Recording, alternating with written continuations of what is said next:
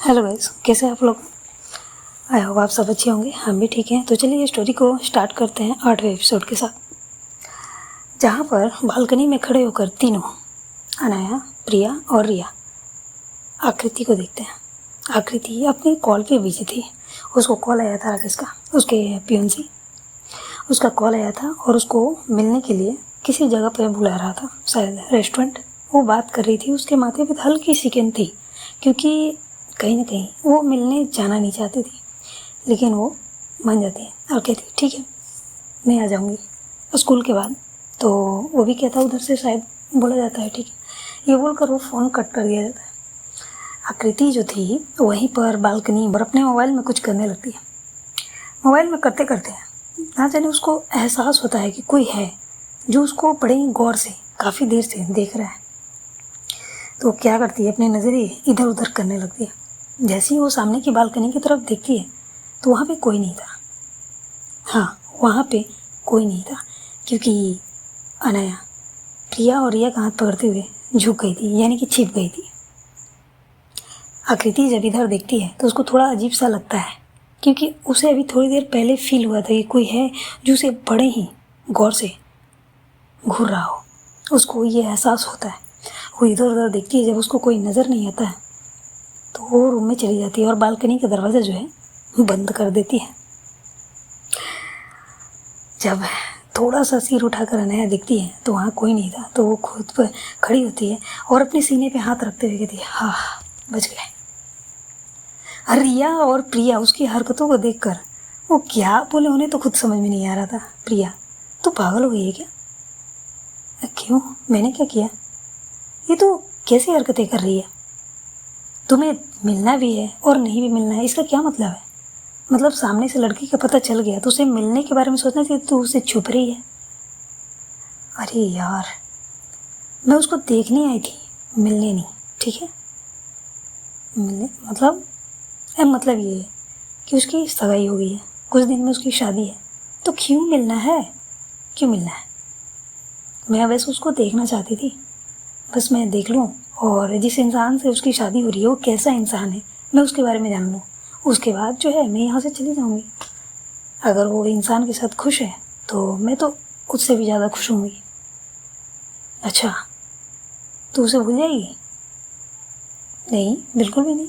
मैं क्यों भूलूँगी? मेरी पहली मोहब्बत है, ऐसे कैसे भूल जाऊँगी? हाँ, तो किसी और को होते हुए देखोगी अपनी आंखों के सामने? मैं उसको खुश होते हुए देखना चाहती हूँ अपनी आंखों से। अरे यार, तुम्हारी ये बड़ी बड़ी बातें ना मेरे समझ के बाहर है, मैं जा रही हूँ सोने। ये बोलकर प्रिया जो है अनाया के कमरे से निकल जाती है। रिया भी अनाया को देखते हुए कहती है यार अनाया, एक बार तुम्हें मिल लेना चाहिए। क्यों? मुझे ऐसा लगता है तुम्हें उससे मिलनी चाहिए। कुछ और ना सही, हम दोस्त तो बन ही सकते हैं ना।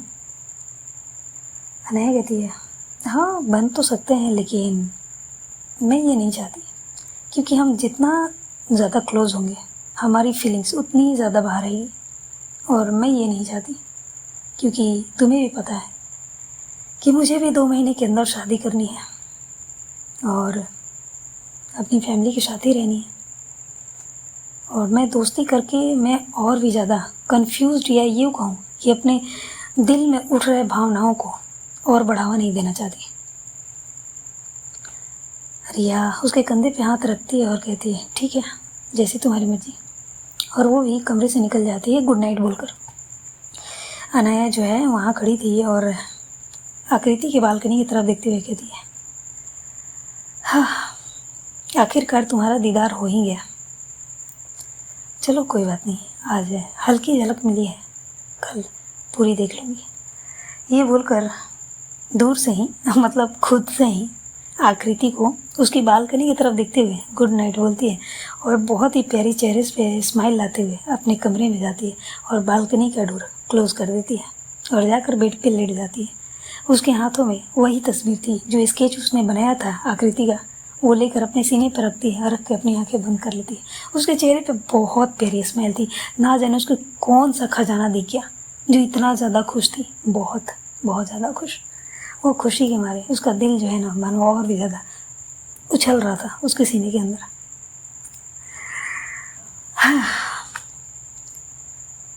इसी तरह जो है अपने सपनों की दुनिया में खो जाती है और फिर अगली सुबह होती है। सुबह होने के बाद जो है प्रिया और रिया तो उठ चुके थे, लेकिन अनया की नींद अभी कहाँ खुलने वाली थी। वो तो मज़े में अपने सपनों में डूबी हुई थी, जहाँ पर वो आकृति को प्यार भरी नज़रों से देख रही होती है। प्रिया कमरे में आती है और उसके स्माइल को देखते हुए समझ जाती है ये लड़की तो फिर से सपनों की दुनिया में चली गई। वो उसके पास जाती है। जाकर पहले तो वो आकृति का जो स्केच था वो वहाँ से हटाती है और बेड पर साइड में रखती है और उसके चेहरे पर पानी की छींटे मारती है, जो कि वहीं पर गिलास में रखा हुआ था ढककर। जैसे ही वो पानी पड़ती है ना तो अनया झटके से अपनी आंखें खोलती है और उठकर बैठते हुए कहती है, क्या है यार, मेरे अच्छे खासे सपने की बैंड बजा दी। अच्छा, तो मैडम फिर से सपने देख रही हैं। अब क्या देखा आपने? कुछ नहीं यार, बस हाँ, मैंने सामने से उसको देखा और क्या, बस मैं उसे बस प्यार भरी नज़र से निहारे जा रही थी और वो अपने आगे आ रही लटों को, अपनी बालों को संवार रही थी। हाय। प्रिया अपने सीने पे हाथ रखते हुए कहती, हाय, मेरे को तो अब जलन हो रही है। क्या? हाँ, मेरे को ये कौन सा लैंग्वेज बोल रही है? अरे यार, पता है मैंने कल रात में ना वो एक मूवी देखी, वो मुंबई से रिलेटेड थी। वहाँ के कुछ ऐसे लैंग्वेज थे, कुछ टपोरी टाइप के, वो बोल रहे थे तो मैंने बोल दिया। हाँ। अरे यार, मैं क्या ही बोलूँ तुम्हें, तुम कब फिल्म देखना छोड़ेगी? क्यों छोड़ूँ मैं? तुम अपनी आंखों के सामने अपनी महबूबा को किसी और को देखने के लिए यहाँ पर आई हुई हो और मैं फिल्म देखना छोड़ दूँ? अरे यार, रियल लाइफ में रोमांस ना चाहिए, टीवी पर तो रोमांस देख लूँ, मोबाइल में क्या चाहिए? अच्छा, रोमांस करनी है तो किसी को ढूंढ लो। हाँ, ढूंढने की क्या ज़रूरत है, जो है वो तो भाव नहीं देती। क्या बोला तुमने? नहीं, मैंने कुछ नहीं बोला। ये जो प्रिया ने लाइन बोली थी वो बहुत धीरे से बोली थी, बड़बड़ाते हुए। हालांकि कुछ चीज़ें अनया के कानों में जा चुकी थी, लेकिन वो क्लियर नहीं थी। फिर प्रिया कहती है, ठीक है, तो फ्रेश हो जा, चलते हैं, नाश्ता करनी है ना? हाँ, कितना टाइम हो रहा है? कितना टाइम? 8:30 हो गए। 8:30? हाँ ठीक है, चलो मैं आ रही हूँ। ये बोलकर अनया जो है वॉशरूम चली जाती है। वॉशरूम से आने के बाद जो है अच्छे से रेडी होती है। रेडी होने के बाद एक बार बालकनी में जाती है, चारों तरफ नज़रें घुमाती है, एक बार तो दर्शन हो जाए। लेकिन ये तो पॉसिबल नहीं था, क्योंकि आकृति लगभग 8 बजे स्कूल के लिए निकल चुकी थी। अनया को जब उसकी एक भी झलक नहीं मिलती है तो उसका चेहरे पर जो है अभी मुस्कान की जगह उदासी आ जाती है और वो कमरे से बाहर निकल जाती है।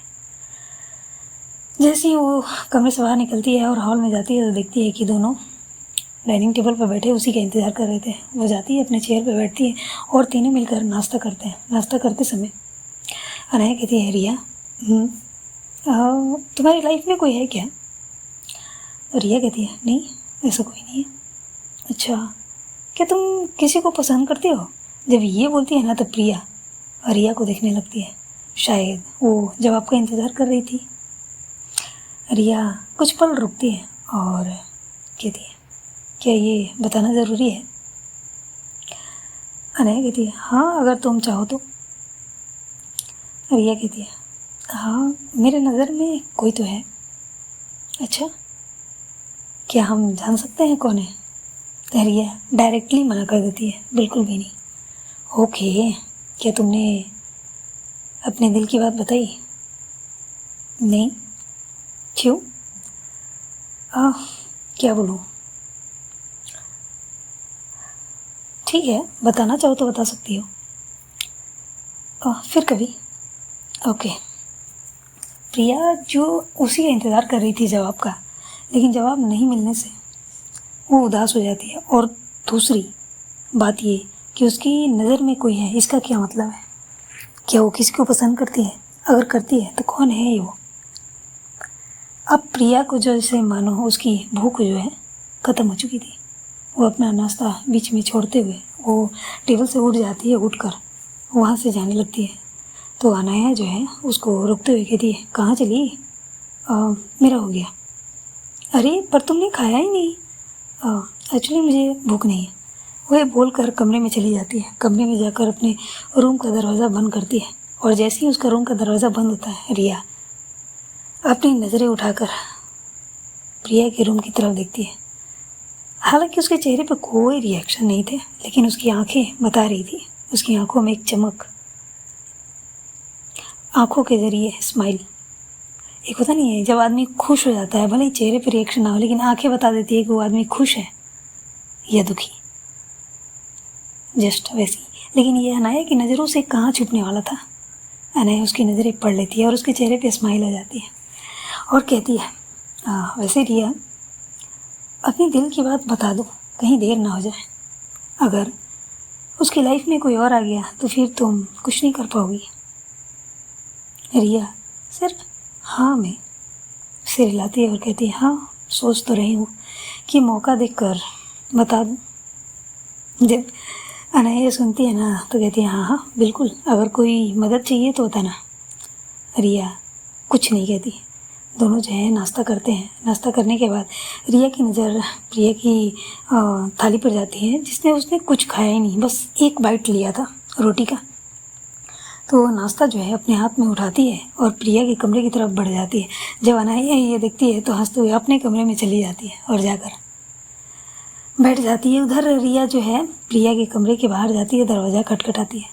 प्रिया को लगता है कि शायद अनाया आई हुई है। वो दरवाज़ा खोलती है और दरवाज़ा खोलकर साइड हो जाती है और कहती है, हाँ अनाया।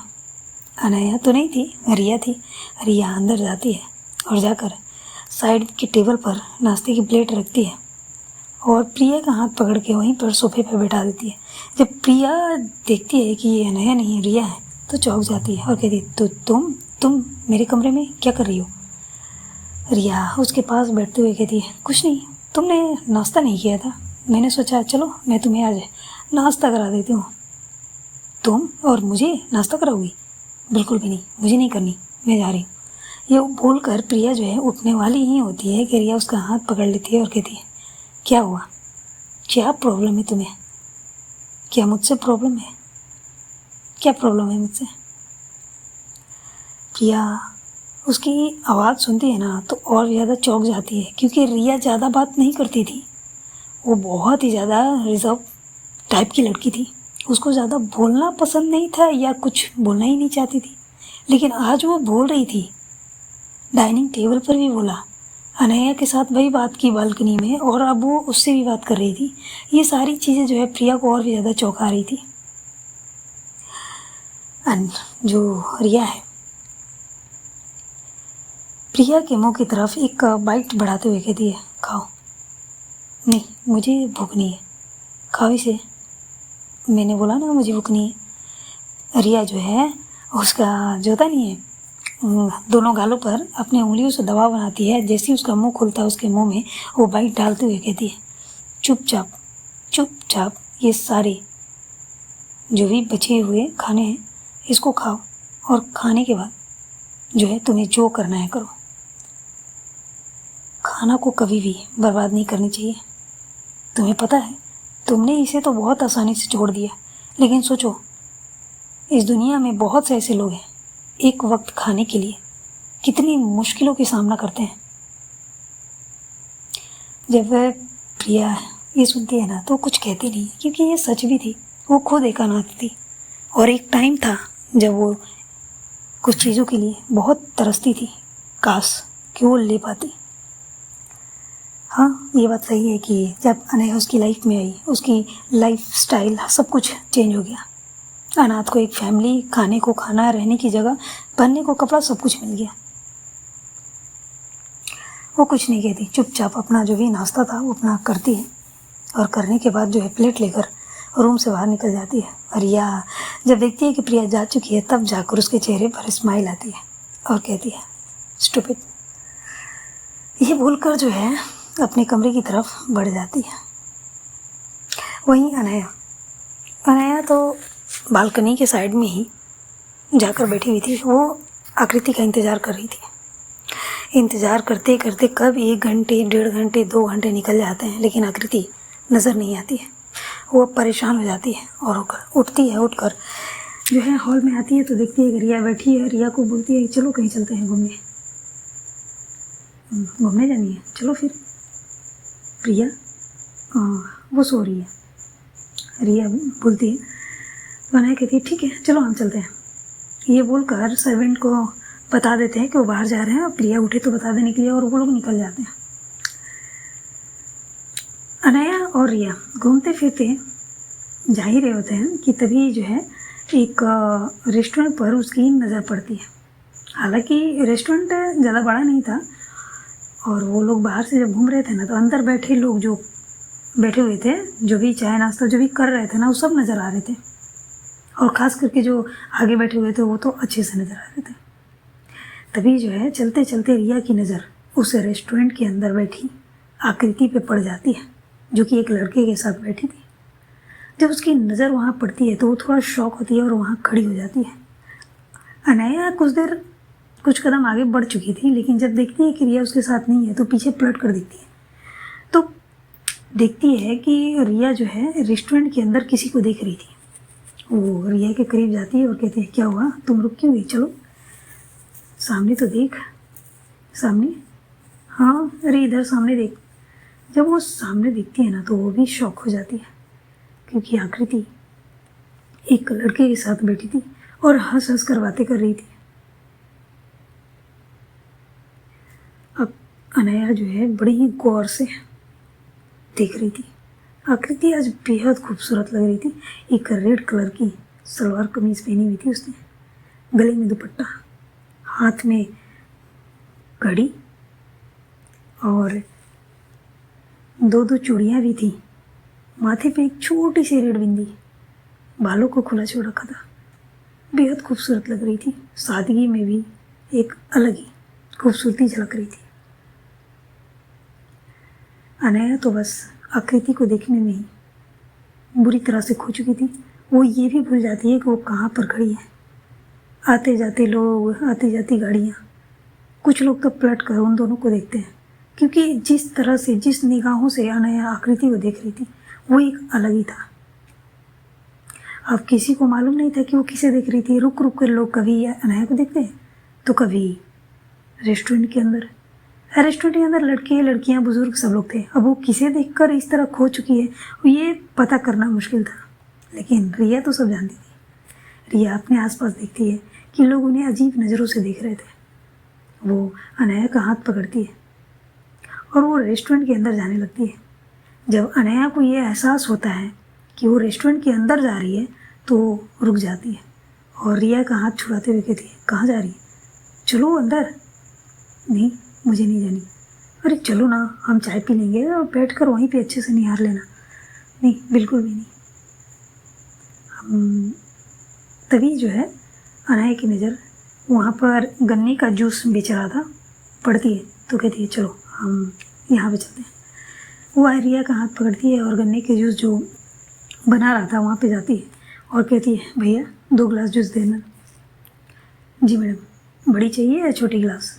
तो अनाया रेस्टोरेंट की तरफ देखती है और फिर कहती है बड़ी गिलास। और रिया जब ये सुनती है तो थोड़ा चौंक जाती है। तभी उसका ध्यान आता है कि वो उसकी नज़र तो अभी भी रेस्टोरेंट के अंदर ही है। तो बड़ी बड़ी गिलास में 2 गिलास जूस दिए जाते हैं। रिया को जो मिलता है ना तो वो तो आराम से पी रही थी, लेकिन अनाया बस मानो उसको बस टेस्ट कर रही थी। एक होता नहीं है, एक घूंट रुक रुक कर लेना, कुछ मिनट, कुछ सेकंड इस तरह से करके, ताकि टाइम वेस्ट हो और वो आकृति को देख सके। रिया जो है गिलास ख़त्म करती है और गिलास वापस करते हुए जैसे ही वो पैसे देती है तो पैसे देने के बाद जो है अनाया की तरफ देखती है। अनाया, उसने अभी तक आधी गिलास भी नहीं पिया था और उसकी नज़रें बस आकृति पर टिकी हुई थी। रिया उसको देखती है और हल्की से सिर हिलाते हुए वहीं पर साइड में थोड़ी सी जगह वहाँ जाती है और जाकर आराम से जो है वहाँ पे बैठ जाती है और बैठकर अपना मोबाइल देखने लगती है, मतलब कुछ चीज़ें चेक करने लगती है। और इधर अनाया बस आकृति को देखने में बिजी थी। उधर आकृति जिसके साथ बैठी थी वो कोई और नहीं, उसका पियोंसी था। दोनों साथ में बैठे हुए थे, थोड़ी बहुत बातें हुई। फिर जो उसका पियोंसी था ना, वो काफ़ी अच्छा लड़का था। जब दिखता है कि आकृति के चेहरे पर वो खुशी नहीं है, वो उदासी लेकर आई थी, तो उसको अच्छे से हंसाने के लिए कुछ मतलब एक कॉमेडियन बातें करता है, किसी के बारे में बताता है। इस चीज़ को सुनते ही आकृति के चेहरे पे स्माइल आ जाती है। एक पल के लिए वो खुलकर हंसने भी लगती है। और ये चीज़ जो है अनया बाहर से देख रही होती है। ऐसा नहीं है कि अनया को जलन हो नहीं रही थी, हो रही थी, लेकिन वो किस हक से अपनी जलन किसी को दिखाए। किसी भी तरह का हक उसको अभी तक मिला नहीं था और शायद आगे मिलेगा भी नहीं, ऐसा अनया का मानना था। और अनया को ऐसा लगता है कि शायद इसका ये पियोंसी हो। आकृति वहाँ से उठती है और जाने का इशारा करती है, तो लड़का भी उठता है और दोनों जो है रेस्टोरेंट से बाहर आते हैं। बाहर आने के बाद जो है वो लड़का अपनी बाइक पे बैठता है। शायद वो इशारा करता है, अनया तो समझ जाती है कि शायद आकृति को बैठने को बोल रहा है कि घर छोड़ दूँ या कुछ और। तो आकृति उसे मना करती है और वो लड़का जो है चला जाता है। आकृति जो है अपने रास्ते निकल जाती है। उसको जाता देख अनया, जो उसके हाथों में जो गिलास था वो आधी गिलास अभी भी पी थी, अभी आधा बाकी था। वो तुरंत जो है एक घूंट में ख़त्म करती है। ख़त्म करने के बाद जो है गिलास साइड में रखती है और पैसे जब देने लगती है तो जो जूस वाले भैया थे वो बोलते हैं मैम पैसा क्लियर हो चुका है। तो किसने दिया? तो बताते हैं कि वो मैडम जो बैठी है वही दी है। तो देखती है कि ये रिया है, तो रिया के पास जाती है और कहती है चलो। कहाँ चलनी है? फिर चलो ना। उसका हाथ पकड़ती है और आकृति के पीछे जाने लगती है। आकृति जा रही थी और फ़ोन पे किसी से बात कर रही थी, शायद घर से कॉल आया था और वो बात करते हुए जा रही थी। तभी जो है उधर से जैसे कि आकृति जा रही थी, उसके सामने से कुछ लड़कियां जो थी, लड़कियां और शायद फैमिली थे, 2 लड़कियां और एक मिडिल एज वुमेन थी, आ रही थी। आकृति ध्यान नहीं देती है, उनमें से एक लड़की भी ज़रा भी ध्यान नहीं देती। उसको तो ध्यान था बस आसपास के लगे कपड़े की दुकान, उनमें ध्यान था। वो जब दोनों जा रहे थे ना तो दोनों आपस में टकरा जाते हैं। जब आपस में टकराते हैं तो आकृति का ध्यान अपने मोबाइल से हटकर उस लड़की पर जाता है। उस लड़की का जो ध्यान है आकृति पर जाता है। उसको बहुत गुस्सा आ रहा था, बहुत ही ज़्यादा। वो बिना सोचे समझे वो लड़की आकृति पर हाथ उठा देती है, लेकिन वो चाटा आकृति के गालों पे लगता है। तभी एक हाथ आता है और उसके हाथों को अपनी बाजुओं में जकड़ लेता है, अपनी मुट्ठी में भर लेता है। उस लड़की को साइड में धक्का दे देती है और कहते हैं ओ हेलो मैडम, गलती जब अपनी हो तो सामने वाले पर कभी भी गुस्सा नहीं निकालनी चाहिए। अगर आप इन दुकानों के कपड़ों के अलावा रास्ते पे किस तरह से आप चल रही हैं उन पर ध्यान दिया जाए ना, तो आप भी सेफ रहिएगा और आपके आसपास के लोग भी। उस लड़की को गुस्सा आ रहा था, भाई तुम कौन हो? तुम हो कौन? तुम्हारी हिम्मत कैसे हुई मेरा हाथ पकड़ने की? वो लड़की कोई और नहीं, ओह जिन्होंने हाथ पकड़ा था वो कोई और नहीं, अनया थी। और कहती मैं तो बस, आप देखो आपके आसपास कितने लोग हैं, उन्हीं लोगों में से मैं एक हूँ। मैंने देखा और आप गलत थे तो मैंने आपको रोक लिया। क्या मैंने कोई गलती की? आकृति तो वहाँ पे खड़ी तो थी, लेकिन वो ठीक से अनया को देख नहीं पा रही थी, क्योंकि आकृति अनया के पीछे थी और अनया का चेहरा आकृति को नज़र नहीं आ रहा था। वो लड़की बहस पे उतर गई थी और वो जवाब देने ही वाली थी कि तभी जो है आकृति उस लड़की को सॉरी बोलती है। सॉरी, मैं भी फ़ोन पे बिजी थी, कहीं ना कहीं गलती मेरी भी है। और ये बोलकर वो वहाँ से निकलने लगती है।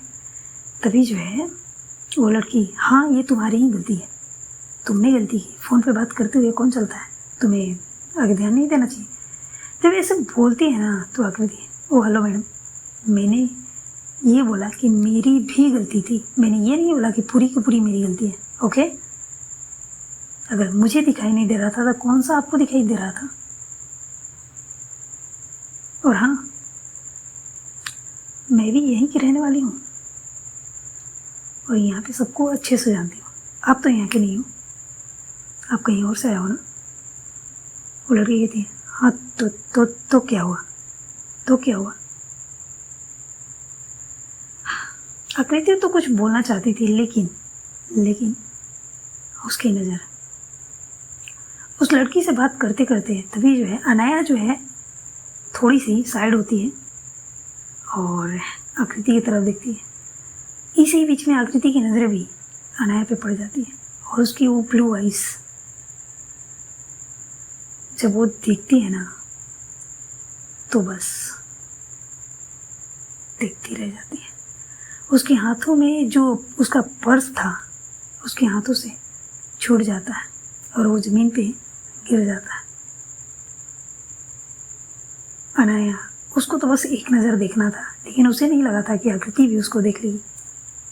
हालांकि अनाया को पता नहीं था कि आकृति उसे याद रखी है या नहीं, वो तो उसे नहीं मालूम था, लेकिन वो सोचती है कि शायद याद रखी हो या कुछ और। आकृति तो बस गौर से उसी को देखे जा रही थी और फिर पता नहीं क्या होता है, आकृति को अपना पर्स उठाती है और वहाँ से निकल जाती है बिना कुछ बोले। अनाया जब ये देखती है तो वो और भी ज़्यादा चौंक जाती है।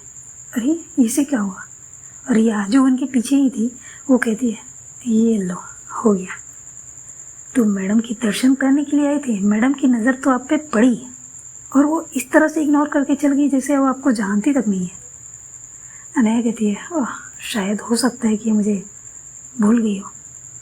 हाँ हो सकता है, वैसे भी हम हज़ारों लोगों से मिलते हैं, देखते हैं, ज़रूरी नहीं है कि हम सबको याद रखें। हाँ ये भी है, लेकिन उन दोनों में से कोई भी ये ध्यान नहीं दिया था कि आकृति की आंखें में नमी आ गई थी और उसी नमी को छुपाते हुए वो अपना पर्स लेकर वहाँ से निकल जाती है। लेकिन कुछ कदम जाने के बाद वो अपनी आंखों को पोंछते हुए पलट कर एक बार अनाया को देखती है। उस वक्त अनाया रिया से बात करने में बिजी थी और वो ध्यान नहीं देती है कि आगे जाकर आकृति उसको मुड़ कर एक नज़र देखती है। उसने ये चांस जो है मिस कर दिया था। आकृति फिर वहाँ से निकल जाती है, वो डायरेक्ट अपने घर जाती है। घर जाने के बाद जो है डायरेक्ट वो अपने कमरे में जाने लगती है, लेकिन उसकी छोटी बहन उसकी मम्मी वहाँ बैठी थी हॉल में। तो बोलती है, आकृति तुम आ गई? हाँ माँ मैं आ गई। बेटा क्या हुआ, तुम ठीक हो? हाँ माँ मैं ठीक हूँ, मैं कमरे में जा रही हूँ, मेरा वो थोड़ा सिर में दर्द है। बेटा पर रुको तो माँ, मैं आती हूँ ना, फ्रेश होकर थोड़ी देर रेस्ट करूँगी, उसके बाद मैं बात करती हूँ। ये बोलकर जो है कमरे में चली जाती है। कमरे में जाने के बाद दरवाज़ा लॉक करती है। लॉक करके वो अपना पर्स जो है साइड में सोफे पर रखती है और जाकर स्टडी टेबल से वही जो बुक के अंदर स्केच बनाकर उसने रखा था वो बाहर निकालती है और निकालते हुए वो ब्लू आइज को देखते हुए कहती है, क्या वो तुम ही थे? क्या तुम हो?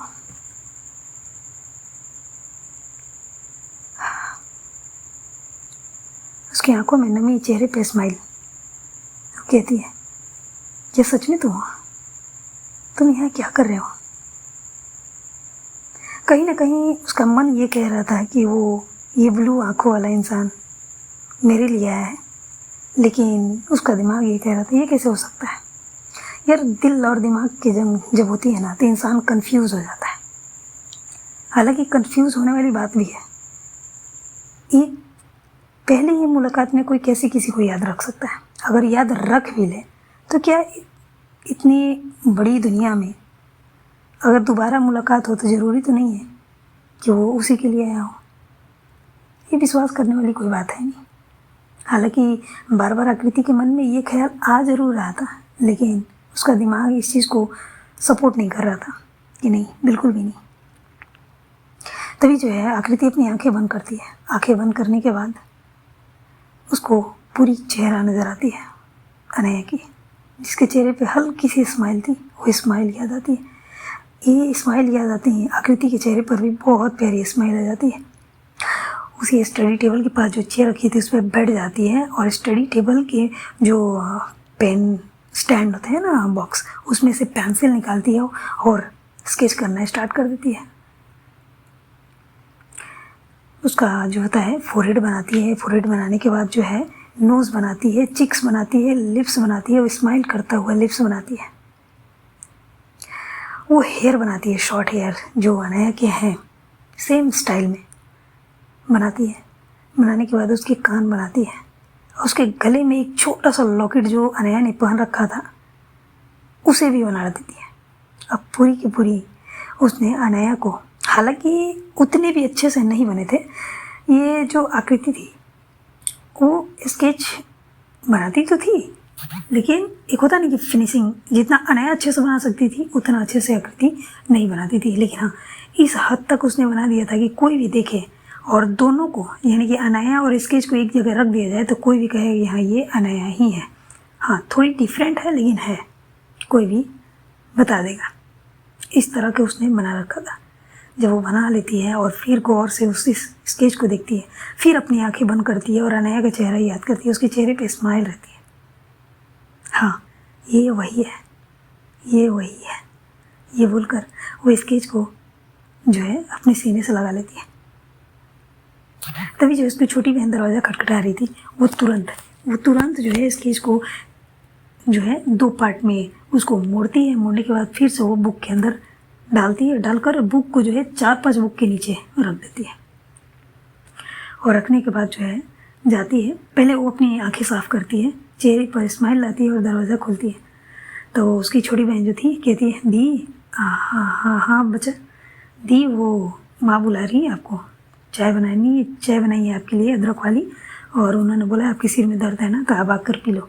तो आकृति कहती है आप चलो, मैं फ्रेश होकर आती हूँ। जी ठीक है दी, ये बोलकर वो चली जाती है। अनया भी, सॉरी आकृति भी कमरे में वॉशरूम में जाती है। वहाँ जाकर फ्रेश वगैरह होकर उसका चेहरे का स्माइल तो जाने का नाम ही नहीं ले रहा था। वो कोई भी चीज़ कर रही थी ना, उसके चेहरे पे एक अलग ही लेवल की स्माइल थी। वो इंसान को एक नज़र देख लिया जिसको देखने के लिए वो तड़प रही थी, और स्माइल करते ही नीचे जाती है। जाकर देखती है कि उसकी माँ वहीं पे सोफे पर बैठी, उसके उनके हाथों में चाय थे, वो पी रही थी और एक कप चाय वहीं पे टेबल पे रखी हुई थी। वो जाती है अपनी माँ के पास बैठती है, वो चाय का कप उठाती है और कहती है थैंक यू मम्मी, बहुत सिर में दर्द था। सच में दर्द था? हाँ हाँ हाँ हाँ मम्मी।